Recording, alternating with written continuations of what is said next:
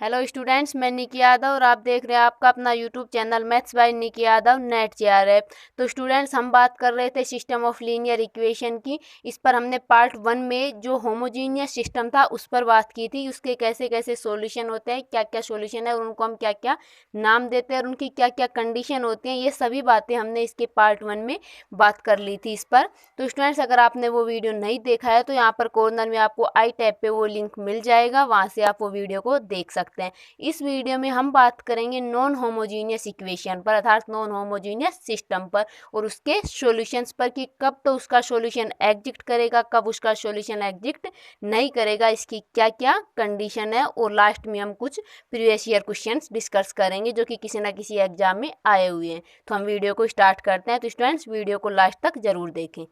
तो हम बात करेंगे नॉन होमोजीनियस इक्वेशन की। और जो नॉन होमोजीनियस इक्वेशन का फॉर्मेशन है वो कैसा होता है, A x equal to B type का होता है। यहाँ पे ए हमारी कोफिशिएंट मैट्रिक्स होती है, एक्स डोमेन से आता है और बी कोडोमेन से आता है। तो हम बात कर लेते हैं इसके सॉल्यूशंस की कि यहाँ पे कब तो सॉल्यूशन एग्जिस्ट करेगा। अगर सॉल्यूशन एग्जिस्ट कर रहा है तो उसको क्या नाम देंगे, अगर सॉल्यूशन एग्जिस्ट नहीं कर रहा है तो उसको क्या नाम देंगे। तो देखिए, यहाँ पे एक वर्ड आता है कंसिस्टेंसी, जो हमने लास्ट वीडियो में भी डिस्कस कर लिया था। यहाँ पे हम फिर से देख लेते हैं। तो एक वर्ड तो है कंसिस्टेंसी और एक वर्ड है इनकंसिस्टेंसी। तो कंसिस्टेंसी तो कब कहलाएगा, जब हमारा सॉल्यूशन एग्जिस्ट करेगा। क्या हो, जब सॉल्यूशन एग्जिस्ट करेगा। अब यहाँ पे भी दो केस बनते हैं, एक तो सॉल्यूशन कैसा हो, यूनिक हो, और एक कैसा हो, इनफाइनाइट सॉल्यूशन हो। और बात करें इनकंसिस्टेंसी की, तो इनकंसिस्टेंसी कब कहलाएगा, जब सॉल्यूशन एग्जिस्ट नहीं करे, अर्थात क्या हो, नो सॉल्यूशन हो। तो इसकी क्या कंडीशन है वो हम बाद में देखेंगे, पहले हम इस पोर्शन को देख लेते हैं, अर्थात कंसिस्टेंसी की बात कर लेते हैं। तो यहाँ पे दो पार्ट है, एक तो उसका यूनिक सॉल्यूशन हो या फिर उसका इनफाइनाइट सॉल्यूशन हो। अब इनकी क्या कंडीशन है कि एक यूनिक हो, या फिर क्या कंडीशन है कि उसका सॉल्यूशन इनफाइनाइट हो। तो देखिए, यहाँ पे जो हमारा ए है कोफिशिएंट मैट्रिक्स है और बी यहाँ पे किससे है, कोडोमेन से अर्थात इमेज सेट से है। तो यहाँ पे देखिए, जो ये मैट्रिक्स बनेगी ए और बी को मिलाकर, ए तो क्या है, कोफिशिएंट मैट्रिक्स है, और कोफिशिएंट मैट्रिक्स कैसे बनाएंगे हमने लास्ट वीडियो में डिस्कस किया है। तो यहाँ पे देखिए, एक तो ए क्या है, कोफिशिएंट मैट्रिक्स, और बी यहाँ से जो हमारा नॉन होमोजीनियस पार्ट होता है। तो जो इन दोनों को मिलाकर जो मैट्रिक्स बनी उसकी रैंक अगर इस ए मैट्रिक्स की रैंक के इक्वल आती है, एंड इन दोनों की रैंक किसके इक्वल हो, एन के इक्वल। और एन यहाँ पे क्या है, नंबर ऑफ वेरिएबल्स है। क्या है, एन नंबर ऑफ वेरिएबल्स है। थर्ड, दोनों की रैंक अगर नंबर ऑफ वेरिएबल्स के इक्वल है तो उस केस में कैसा सॉल्यूशन होगा, यूनिक सॉल्यूशन होगा। और अगर इन दोनों की रैंक आपस में बराबर है बट नंबर ऑफ वेरिएबल से क्या है, कम है, आर हमने मान ली कि इस दोनों की रैंक क्या है, आर है, बट ये आर क्या है, नंबर ऑफ वेरिएबल से कम है, तो इस केस में इनफाइनाइट सॉल्यूशन होते हैं। तो यूनिक सॉल्यूशन के लिए क्या कंडीशन है, दोनों की रैंक किसके इक्वल होनी चाहिए, नंबर ऑफ वेरिएबल की। और इनफाइनाइट के लिए क्या कंडीशन है कि दोनों की रैंक नंबर ऑफ वेरिएबल से क्या हो, कम हो। तो कौन से सॉल्यूशन होंगे, इनफाइनाइट सॉल्यूशन होगी। अब हम बात कर लेते हैं कि नो सॉल्यूशन कब होगा। तो नो सॉल्यूशन अगर इन दोनों की रैंक आपस में बराबर नहीं हो तो उस केस में हमारा सॉल्यूशन एग्जिस्ट नहीं करेगा, अर्थात नो सॉल्यूशन होगा। इन दोनों की रैंक, एक तो ये मैट्रिक्स जो ए और बी को मिलाकर बनाएंगे और एक सिंगल ए मैट्रिक्स, तो दोनों की रैंक अगर आपस में बराबर नहीं है तो इस सिचुएशन में नो सॉल्यूशन होगा। अब हम यहाँ पे एक नोट की बात कर लेते हैं। देखिए नोट क्या है, if number of equations is less than number of variable, अगर नंबर ऑफ इक्वेशन वेरिएबल से कम है, then system always has non trivial solution, अर्थात इनफाइनाइट सॉल्यूशन। अगर number of equation number of variable से कम होती है तो जो हमारा सिस्टम है वो कैसा होगा, इनफाइनाइट सॉल्यूशन एग्जिस्ट करेगा। यहाँ पे एक नोट है। तो अब हम बात कर लेते हैं कुछ क्वेश्चंस की, और स्टूडेंट्स इन एक दो क्वेश्चन करेंगे, उसके बाद हम दो इंपॉर्टेंट रिजल्ट की बात करेंगे जिनसे डायरेक्ट क्वेश्चन बनता है, चाहे वो कम्पिटिटिव एग्जाम कैसा भी हो। तो हम लास्ट में उन दो रिजल्ट की बात करेंगे, तो वीडियो को लास्ट तक जरूर देखें। तो अब हम बात कर लेते हैं कुछ क्वेश्चंस की जो कि किसी ना किसी एग्जाम में आए हुए हैं। तो क्वेश्चन फर्स्ट है स्टूडेंट्स हमारा, दी सिस्टम ऑफ इक्वेशन, यहाँ पे हमें इक्वेशन दी गई है और हमसे पूछ रहा है कि इसका यूनिक सॉल्यूशन होगा, इनफाइनाइट सॉल्यूशन होगा, नो सॉल्यूशन होगा या फिर नन ऑफ दीज होगा। तो यहाँ पे देखिए हम इस क्वेश्चन को हम कैसे सोल्व करेंगे। तो यहाँ पे सबसे पहले तो हम कोफिशिएंट मैट्रिक्स बना लेते हैं ए, और एक होगा हमारे पास बी। तो बी तो क्या है, यहाँ पे देखो 6, 5 और 7, तो बी तो क्या बन जाएगा यहाँ पे 6, 5 और 7। अब हम बात करें एक कोफिशिएंट मैट्रिक्स की, तो देखिए स्टूडेंट्स हमने लास्ट वीडियो में कोफिशिएंट मैट्रिक्स बनाना सीखा था। देखो यहाँ पे टोटल क्या क्या कोफिशिएंट है, एक तो x है, एक एक्स स्क्वायर है, एक एक्स वाई है और एक क्या है वाई है।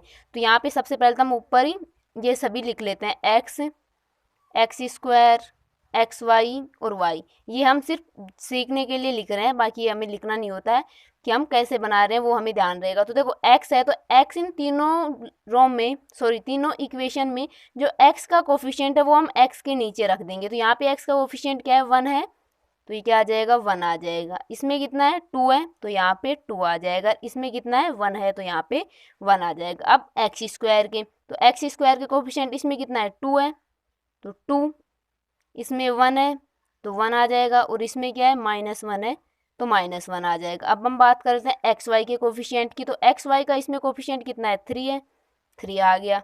इसमें भी 3 है, 3 आ गया। और यहाँ पे एक्स वाई नहीं है, मतलब एक्स वाई का कोफिशिएंट कितना है, 0 है। अब हम बात कर ले वाई के कोफिशिएंट की, तो इसमें वाई की टर्म नहीं है, मतलब वाई का कोफिशिएंट क्या है, 0 है। इसमें कितना है, वाई का कोफिशिएंट 1 है, और इस वाली इक्वेशन में वाई का कोफिशिएंट कितना है, 1 है। तो ये हमारी क्या बन गई, कोफिशिएंट मैट्रिक्स बन गई। अब हमने जब अभी कंसेप्ट देखा था कि हम कैसे चेक करेंगे, तो देखिए यहाँ पे हम जो हमारी ये मैट्रिक्स बनती है ए बी और ए, इन दोनों की क्या निकालते हैं, रैंक निकालते हैं, और इनको देखेंगे कि दोनों इक्वल आ रही हैं या नहीं आ रही, या फिर वेरिएबल के इक्वल हैं या नहीं है। तो यही कॉन्सेप्ट हम यहाँ पे क्वेश्चन में अप्लाई करेंगे। तो देखिए सबसे पहले हम इस मैट्रिक्स की रैंक पर निकालते, तो अब हम इस कोफिशिएंट मैट्रिक्स की रैंक निकालेंगे और ए बी दोनों मैट्रिक्स की क्या करेंगे, रैंक निकालेंगे। तो देखो यहाँ पे हम ए बी मैट्रिक्स बना लेते हैं, कौन सी मैट्रिक्स, ए और बी मैट्रिक्स बना लेते हैं इन दोनों को कंबाइंड करके। तो यहाँ पे कंबाइंड करने पर हमें क्या मैट्रिक्स मिलेगी, देखिए ए बी रख देंगे और उसमें बी भी रख देंगे, तो यहाँ पे सेम 1 2 1 2 1 -1 3 3 0 0 1 1। ये तो हमारी हो गई ए मैट्रिक्स। तो यहाँ पे हम एक लाइन के थ्रू इनको पार्ट कर थोड़ा अलग अलग शो कर देते हैं, ताकि हमें अलग अलग निकालने की ज़रूरत ना पड़े। और यहाँ पे हम बी लिख देते हैं 6 5 और 7। तो यहाँ पे अब हम इस मैट्रिक्स की रैंक निकालेंगे। अब स्टूडेंट्स इसकी रैंक कैसे निकालेंगे, अगर आपको रैंक निकालना आता है तो बहुत ही अच्छी बात है। अगर आपको रैंक नहीं निकालना है, तो नहीं निकालना आता, तो आप कम से कम समय में रैंक कैसे निकालें शॉर्ट ट्रिक के माध्यम से, तो उसके लिए मैंने वीडियो अपलोड कर रखा है। तो यहाँ पे आई टैब पे जाकर आप वो वीडियो देख सकते हैं, ताकि आपको रैंक निकालना आ सके। तो यहाँ पे हम इस मैट्रिक्स की क्या निकालेंगे, रैंक निकालेंगे। तो देखो स्टूडेंट्स हम सबसे पहले क्या करेंगे, ये हमारी क्या है, R1 रो है, ये R2 रो है और ये R3 रो है। तो हम क्या करते हैं कि इसमें एक हम संक्रिया लगाते हैं कि R2 चेंज टू R2। यहाँ पे क्या करेंगे, हम इस एलिमेंट को 0 बनाएंगे सबसे पहले, फिर इस वाले एलिमेंट को 0 बनाएंगे, किसकी हेल्प से, इस वाले एलिमेंट की हेल्प से। तो यहाँ पे हम 2 को 0 कैसे बनाएं, देखो यहाँ से ये R1 में क्या है, 1 है, अगर हम इसको 2 से मल्टीप्लाई करके इसमें से घटा दें तो क्या आ जाएगा, 0 आ जाएगा। तो यहाँ पे करेंगे कि R2 change R2 minus 2 R1, इस R1 को हम 2 से मल्टीप्लाई करके इसमें से घटा दे तो 2 - 2 क्या हो जाएगा, 0 आ जाएगा। हमें क्या करना है, इस एलिमेंट को 0 बनाना है। हम रैंक कैसे निकालेंगे, इस एलिमेंट की हेल्प से इस एलिमेंट और इस एलिमेंट को क्या बनाएंगे, 0 बनाएंगे, फिर इस एलिमेंट की हेल्प से इस वाले एलिमेंट्स को 0 बनाएंगे। यही हम यहाँ पे करते जाएंगे, एंडिंग में हमें रैंक मिल जाएगी। जितनी हमारे पास लीनियरली इंडिपेंडेंट रो मिलेंगी उतनी ही रैंक होगी। तो यहाँ पे एक तो हम संक्रिया लगाएंगे, यहाँ पे R2 change R2 minus 2 R1। अब हम R3 को इसको 0 बनाना चाहें इसकी हेल्प से, तो हम क्या करें, इसमें से ये घटा दें।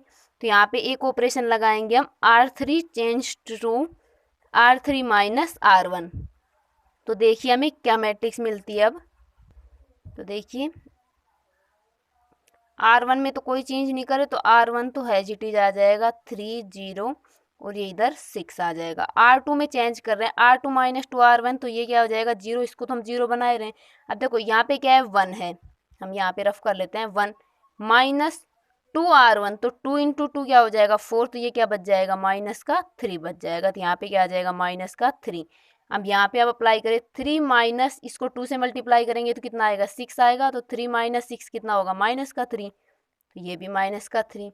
और 1 माइनस इसको 2 से मल्टीप्लाई करेंगे तो 0 ही आएगा, और 1 माइनस 0 क्या होगा, 1 होगा। अब यहाँ पे हम 5 माइनस 6 को 2 से मल्टीप्लाई करेंगे तो 12, तो 5 माइनस 12 कितना आ जाएगा, माइनस का 7 आ जाएगा। अब R3 का ऑपरेशन लगाते हैं, R3 माइनस R1, तो 1 माइनस 1 क्या हो गया, 0 हो गया। माइनस 1 माइनस का 2 तो कितना हो गया, माइनस का 3, और 0 माइनस 3 माइनस 3, और यहाँ से 1 माइनस 0 1 आ जाएगा, और 7 माइनस 6 कितना आ गया, 1 आ गया। तो हमें ये मैट्रिक्स मिल गई। अब हम क्या करेंगे, इस वाले एलिमेंट की हेल्प से इस एलिमेंट को क्या बनाएंगे, 0 बनाएंगे। तो देखो इस वाले एलिमेंट को हम कैसे 0 बनाए, अगर इन दोनों रो को आपस में घटा दे, जैसे ये तो हमारा R2 रो है और ये R3 रो है, अगर हम R3 को R2 में से घटा दें तो ये क्या बन जाएगा, 0 बन जाएगा। तो हम यहाँ पे क्या ऑपरेशन लगाए नेक्स्ट, कि R3 change to R3 minus R2। तो यहाँ पे देखिए हमें क्या मिलता है, तो यहाँ पे देखो R1 और R2 तो हैज इट इज रहेगा, तो हमने R1 और R2 को सेम लिख लिया, क्योंकि हम चेंज किस में कर रहे हैं, R3 में चेंज कर रहे हैं। तो R3 माइनस R2, देखो 0 माइनस 0 कितना आ जाएगा, 0 आ जाएगा। माइनस का 3 और माइनस माइनस प्लस, तो ये कितना बन जाएगा, 0 बन जाएगा। माइनस का 3 माइनस माइनस प्लस का 3, ये भी 0 बन जाएगा। और 1 माइनस 1, तो 1 माइनस 1 भी क्या हो जाएगा, 0 हो जाएगा। और 1 माइनस माइनस क्या हो जाएगा, प्लस, और 7 कितना आ जाएगा, 8 आ जाएगा। अब देखो स्टूडेंट्स यहाँ से तो ये तो क्या है, बी है, हमने इसको पार्टीशन कर लें, तो देखो ये तो कंप्लीट तो क्या है, मैट्रिक्स है, ए बी मैट्रिक्स है। और जो इस लाइन के इधर इधर है, ये वाली हमारी क्या है, कोफिशिएंट मैट्रिक्स ए है यहाँ पे।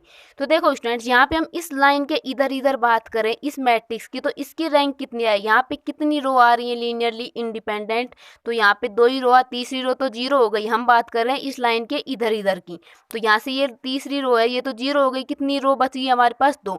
तो यहाँ से हमें एक की रैंक तो कितनी मिल गई स्टूडेंट्स, यहाँ पे 2 मिल गई। और हम बात करें इस पूरे मैट्रिक्स की, तो देखो यहाँ पे 1 रो, 2 रो और 3 रो, तो इस पूरे मैट्रिक्स की रैंक कितनी मिल गई, यहाँ पे हमें ए और बी की रैंक कितनी मिली हमें, यहाँ पे 3 क्यों मिली, क्योंकि यहाँ पे कितनी लीनियरली इंडिपेंडेंट रो है, 3 रो है।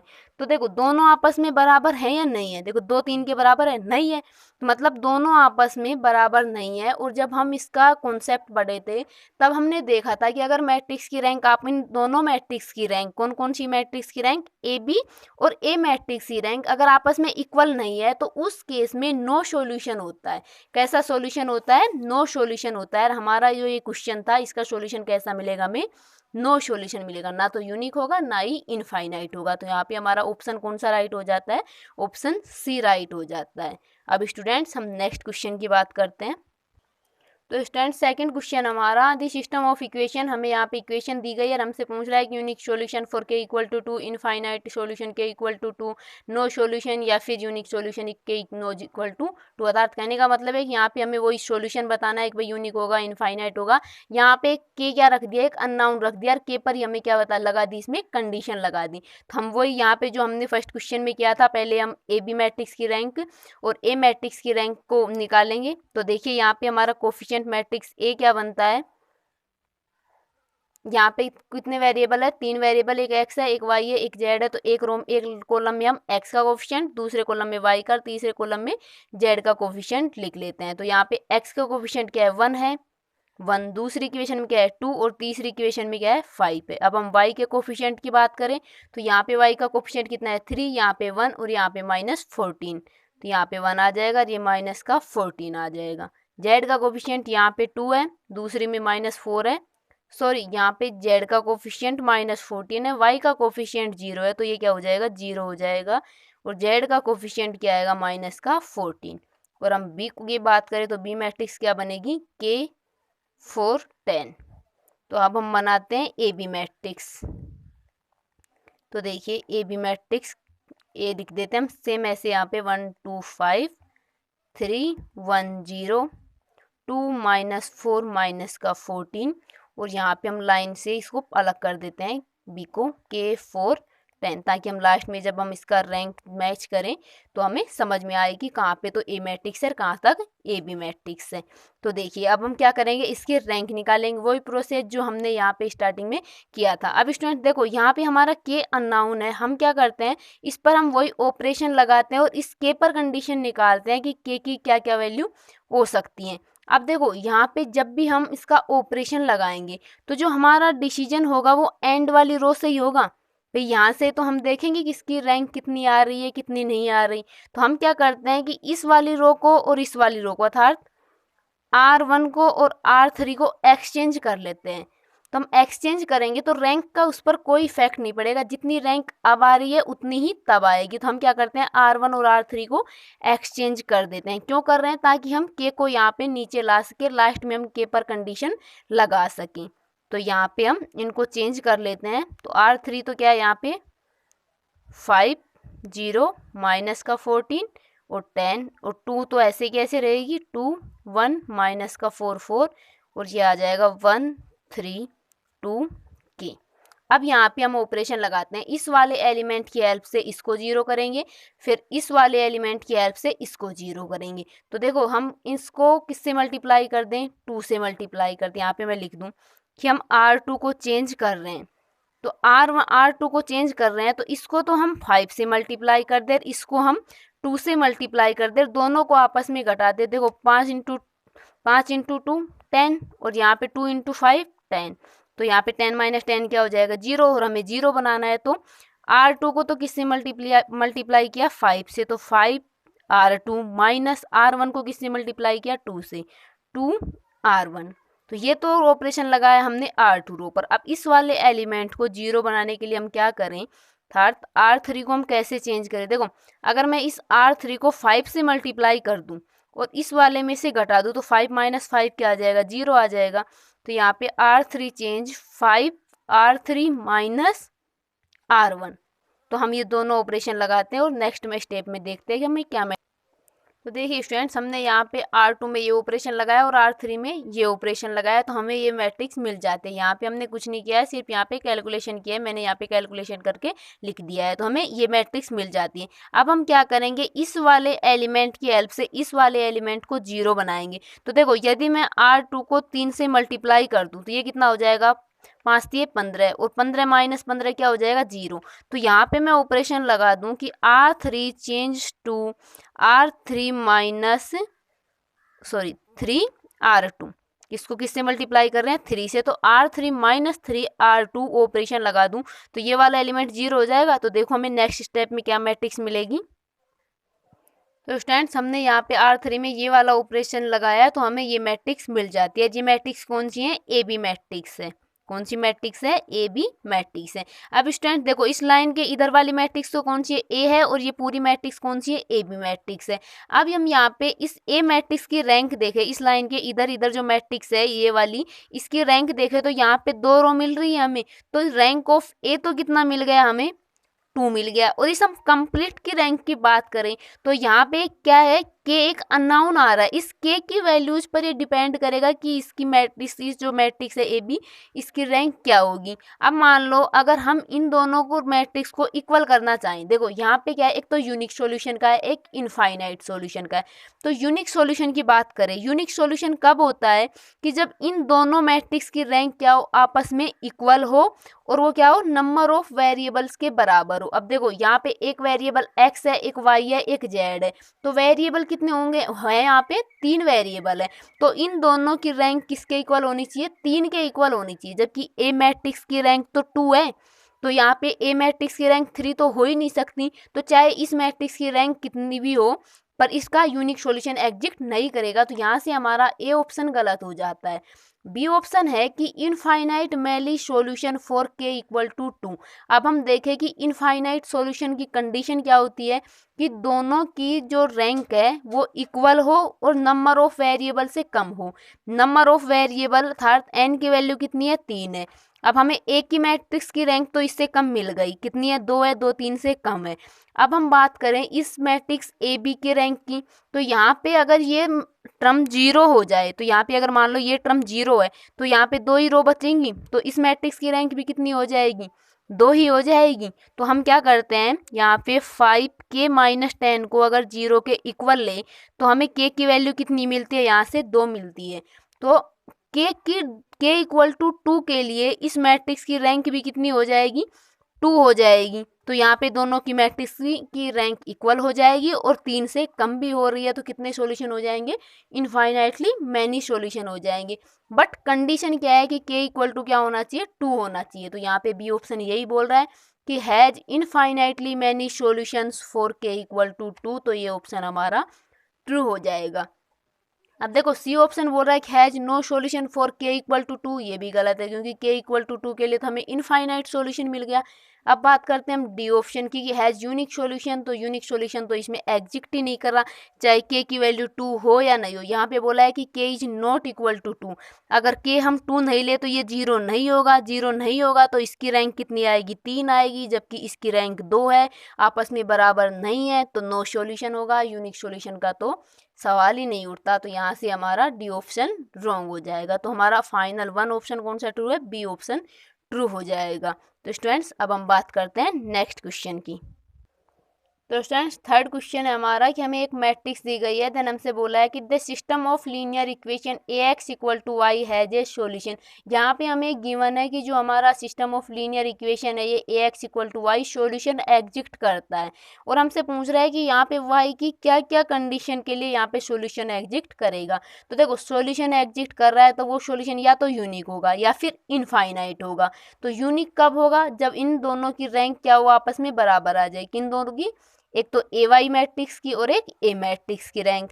और इनफाइनाइट कब होगा, जब इनकी रैंक क्या हो, उसके वेरिएबल से क्या हो, कम हो। तो यहाँ पे देखिए स्टूडेंट्स हम सबसे पहले ए मैट्रिक्स की रैंक निकाल लेते हैं, जो हमारा ये ए मैट्रिक्स है इसकी हम रैंक निकाल लेते हैं, उसके आधार पर ही हम वाई का डिसीजन लेंगे यहाँ पे, क्योंकि अब यहाँ पे हमें वाई डायरेक्ट दे रखा है। तो देखो ए मैट्रिक्स की हम रैंक निकालते हैं, तो यहाँ पे अगर मैं इन दोनों को आपस में चेंज कर दूँ तो रैंक पे कोई इफेक्ट नहीं पड़ेगा। चेंज क्यों कर रही हूँ, ताकि ये ऊपर क्या आ जाएगा, 1 आ जाएगा। हम 1 से थोड़ा हमारा कैलकुलेशन क्या हो जाएगा, इजी हो जाएगा। तो हम यहाँ पे R1 और R2 को एक दूसरे में चेंज कर रहे हैं, तो यहाँ पे R1 बन जाएगा 1 2 3 और R2 बन जाएगा 2 0 5 एंड थर्ड हमारा ऐसे की ऐसे रहेगा।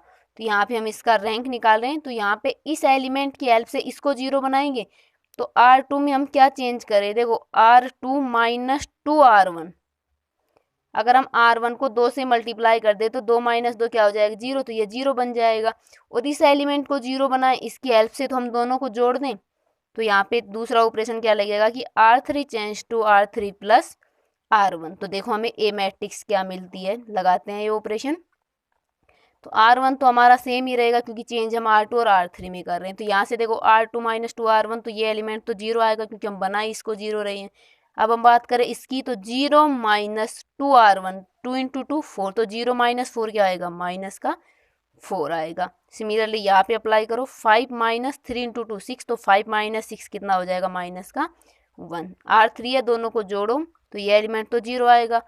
5 और 2 7 हो जाएगा, और 1 और 3 कितना हो जाएगा, 4 हो जाएगा। अब हम क्या करते हैं, इस एलिमेंट की हेल्प से इस एलिमेंट को 0 बनाते हैं। तो मानो इसको तो हमने 4 से मल्टीप्लाई कर दिया और इसको हमने 7 से मल्टीप्लाई कर दिया और दोनों रो को आपस में जोड़ दिया। अर्थात क्या किया हमने कि R3 को कैसे चेंज किया, R3 को किससे मल्टीप्लाई किया, 4 से, 4R3 प्लस, और R2 को किससे मल्टीप्लाई किया, 7 से, 7R2, दोनों को ऐड कर दिया। तो देखो यहाँ पे हमें ए मैट्रिक्स क्या मिलती है, R1 और R2 तो हमारा सेम रहेगा, हम चेंज किस में कर रहे हैं, R3 में कर रहे हैं। तो देखो यहाँ से ये एलिमेंट 0, ये एलिमेंट को 0 बना ही रहे हैं। तो यहाँ से देखो 4 को हम 4 से मल्टीप्लाई करें तो 16 plus plus minus minus, and यहाँ पे क्या आ जाएगा, 7, तो 16 माइनस 7 कितना आ जाएगा, 9 आ जाएगा।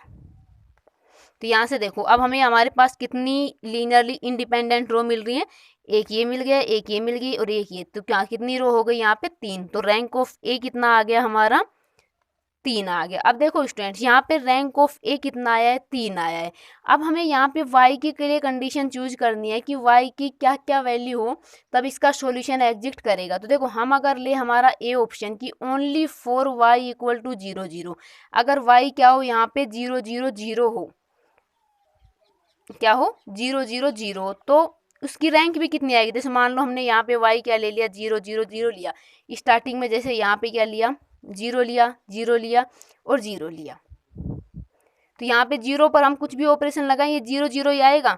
तो यहाँ पे क्या आ जाएगा, ये भी 0 0। अब इस पूरे की मैट्रिक्स कितनी आ गई, यहाँ पे 3 ही आएगी, और इस वाली मैट्रिक्स की भी 3 ही है, और रैंक किसकी क्या है, वो सॉरी इसमें वेरिएबल कितने हैं, 3 ही है, 3 इक्वेशन है यहाँ पे।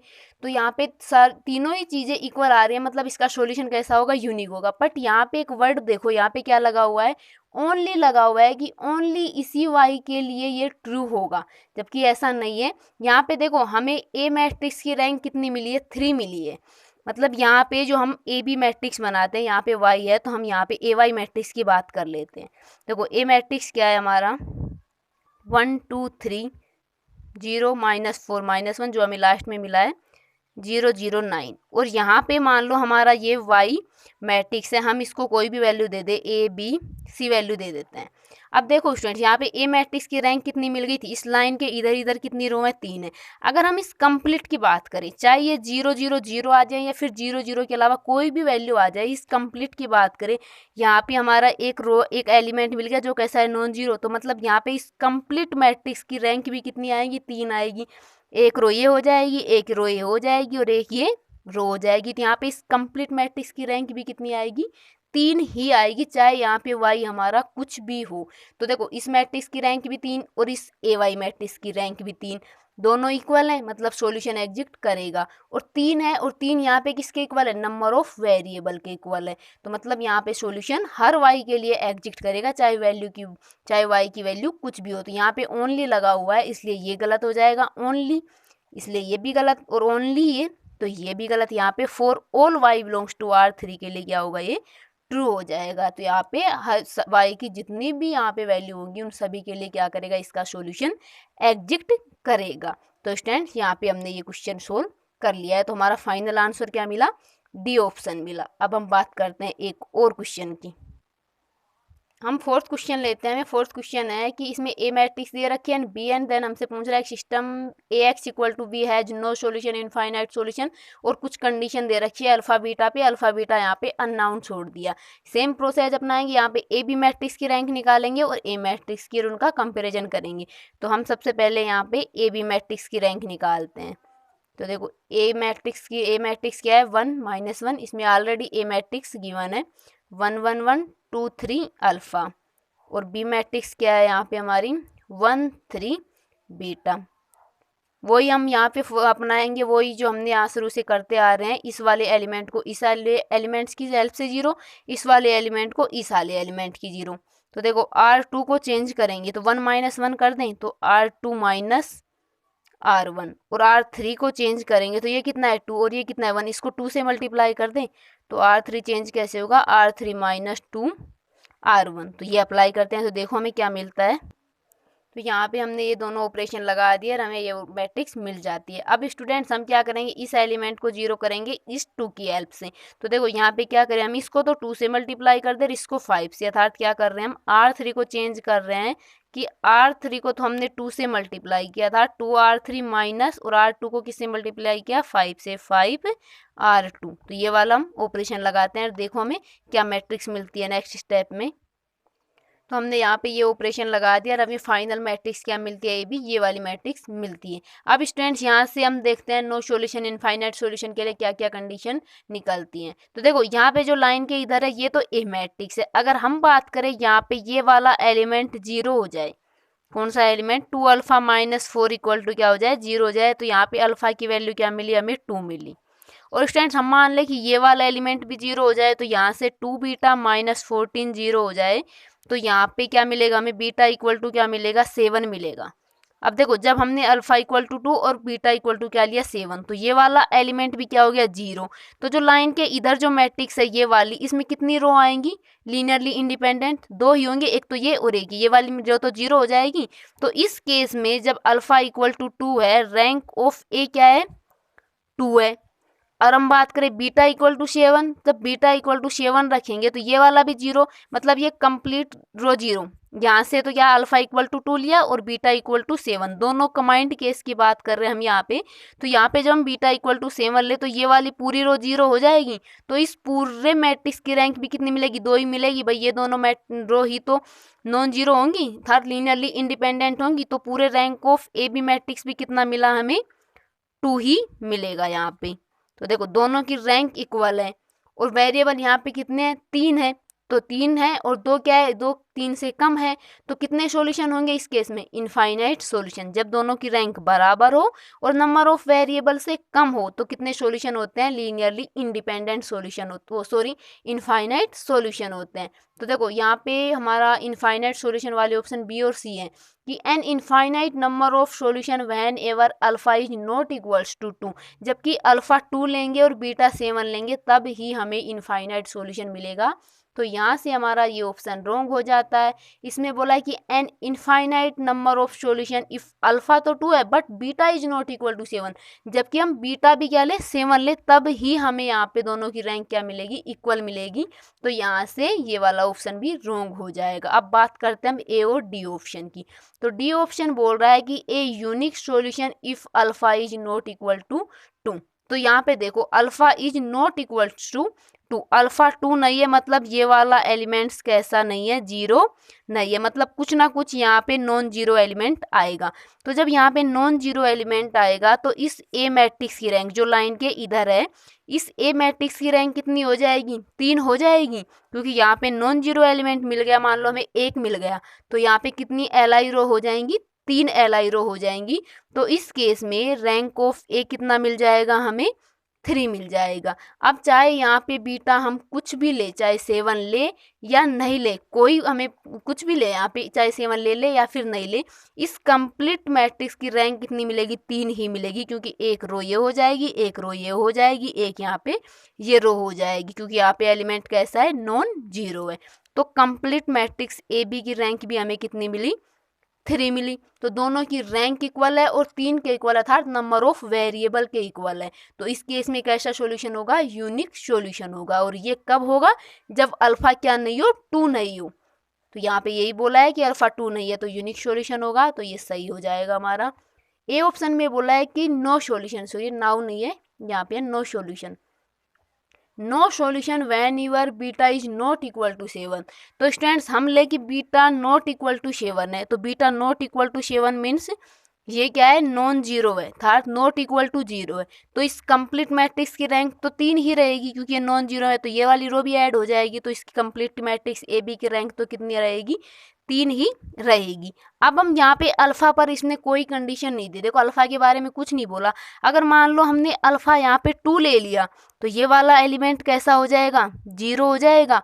तो इस लाइन के इधर वाली जो ए मैट्रिक्स है इसमें रैंक कितनी आ जाएगी 2 आ जाएंगी, ये रो तो पूरी 0, एक ये और एक ये, यही 2 रो बचेंगी। तो यहाँ पे ए मैट्रिक्स की रैंक कितनी आ जाएगी 2 आ जाएगी। दोनों की रैंक इक्वल नहीं है, इसका मतलब क्या है कि सॉल्यूशन एग्जिस्ट नहीं करेगा, अर्थात नो सॉल्यूशन होगा। तो यहाँ पे बोला था कि when your beta is not equal to 7, तो ये डाटा सफिशिएंट नहीं है नो सॉल्यूशन कहने के लिए। यहाँ पे अगर अल्फा नॉट इक्वल टू 2 दिया होता देन ये नो सॉल्यूशन यहाँ पे हम सोचते होगा नहीं होगा, पर अगर हम यहाँ पे अल्फा 2 ले ले तो इस पे नो सॉल्यूशन नहीं आता है, तो यहाँ पे ये ऑप्शन भी गलत हो जाएगा। तो स्टूडेंट्स यहाँ पे हमने समथिंग 4 क्वेश्चन देख लिए हैं।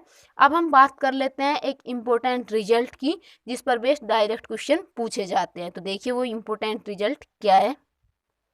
तो स्टूडेंट्स इम्पोर्टेंट रिजल्ट क्या है, देखिए रिजल्ट है let A be a matrix of order m cross n, हमें मैट्रिक्स दे रखी है m क्रॉस n ऑर्डर की, and rank of a equal to n, हमें a मैट्रिक्स की रैंक कितनी दे दी n दे दी। देन देखिए क्या है हमें क्या मिलता है then system AX equal to B has either unique solution और नो सॉल्यूशन।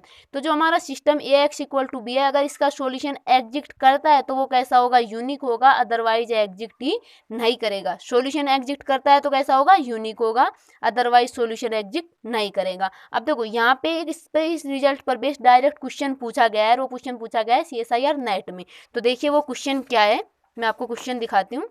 क्वेश्चन है यहाँ से कि let A be an M cross N matrix of rank N with real entries, choose the correct statement। तो देखो यहाँ से हमें A matrix they the M cross N की और रैंक दे दिया N, देन हमसे पूछा गया ऑप्शन डाल दिए।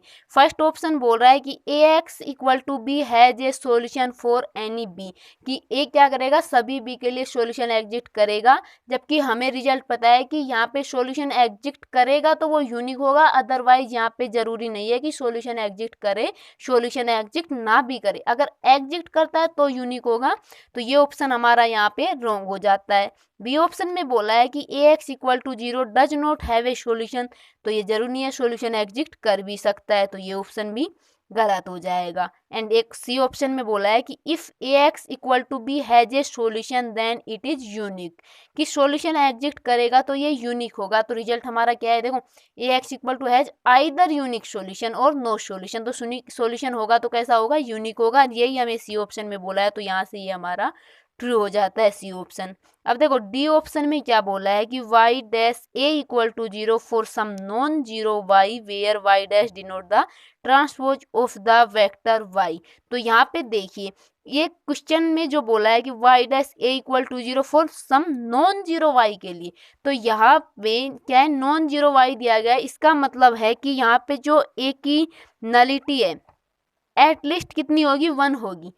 फॉर सम नॉन जीरो, एक वाई ऐसा एग्जिस्ट कर रहा है नॉन जीरो जिसके लिए 0 बन रहा है, तो एटलीस्ट इसकी नलिटी कितनी होगी, 1 तो होगी ही होगी। और हमें यहाँ पे क्वेश्चन में क्या दिया गया है, देखो रैंक N दी गई है, तो यहाँ पे रैंक क्या दे दी, ए मैट्रिक्स की रैंक दे दी। और स्टूडेंट्स हम जानते हैं कि जो मैट्रिक्स है उसकी रैंक प्लस उसकी नलिटी का सम क्या होता है, डोमेन की डायमेंशन के बराबर होता है। किसकी डायमेंशन के बराबर होता है, डोमेन की डायमेंशन के बराबर होता है। और यहाँ पे जब हमारा मैट्रिक्स का ऑर्डर, तो यहाँ पे ये वाला क्या होता है, डोमेन होता है, और ये वाला क्या होता है, कोडोमेन होता है। तो यहाँ पे डोमेन क्या है, n है, तो हम यहाँ पे रख देते हैं डोमेन की डायमेंशन n, रैंक कितनी दे रखी है, n दे रखी है, प्लस नलिटी ऑफ a। तो यहाँ से नलिटी a कितनी आ रही है, 0 आ रही है। अगर ये ऑप्शन ट्रू है तो इस केस में नलिटी इसकी कम से कम 1 तो होनी चाहिए, जबकि हमें हमारी नलिटी कितनी मिल रही है, हमें 0 मिल रही है, तो ये वाला ऑप्शन ट्रू नहीं होगा। तो स्टूडेंट्स यहाँ पे देखो इस रिजल्ट से डायरेक्ट ऑप्शन में उठा के यहाँ से क्वेश्चन में डायरेक्ट ऑप्शन में दे दिया है जो हमारा रिजल्ट है। तो ये रिजल्ट क्या है, एक बार फिर से देख लीजिए कि ए अगर कोई matrix m cross n order की है, उसकी रैंक क्या है, n है, अर्थात क्या है, डोमेन की डायमेंशन है, देन सिस्टम सॉल्यूशन एग्जिस्ट कर भी सकता है और नहीं करेगा। अगर करेगा तो वो सॉल्यूशन कैसा होगा, यूनिक होगा। तो स्टूडेंट्स आपको ये कॉन्सेप्ट समझ में आए होंगे। यहाँ पे हमने समथिंग 5 क्वेश्चन सोल्व किए हैं, जिसमें हम जो कि सारे क्वेश्चन किससे रिलेटेड है, नॉन होमोजीनियस सिस्टम से रिलेटेड है। तो आई होप आपके जो नॉन होमोजीनियस सिस्टम से जो भी डाउट हैं वो क्लियर हुए होंगे। और स्टूडेंट्स यहाँ पे हमने इस पाई चार्ट के जरिए नॉन होमोजीनियस इक्वेशन का जो system of non homogeneous equation है उसको कंप्लीट एनालिसिस किया है। तो आप इस पाई चार्ट का स्क्रीनशॉट भी ले सकते हैं, क्योंकि इस पाई चार्ट में हमने पूरा कॉन्सेप्ट देख लिया है। तो स्टूडेंट्स आपको ये वीडियो पसंद आई हो तो वीडियो को लाइक करिए, शेयर करिए, और स्टूडेंट्स ऐसी और भी वीडियो देखने के लिए चैनल को सब्सक्राइब करके बेल आइकन को प्रेस जरूर कर लीजिए, ताकि आपको आने वाली वीडियोज़ के नोटिफिकेशन मिल सके। और स्टूडेंट्स आप मेरे साथ जुड़ना चाहते हैं तो डिस्क्रिप्शन में दिए गए नंबर पर मुझे व्हाट्सएप पर ज्वाइन कर सकते हैं। धन्यवाद।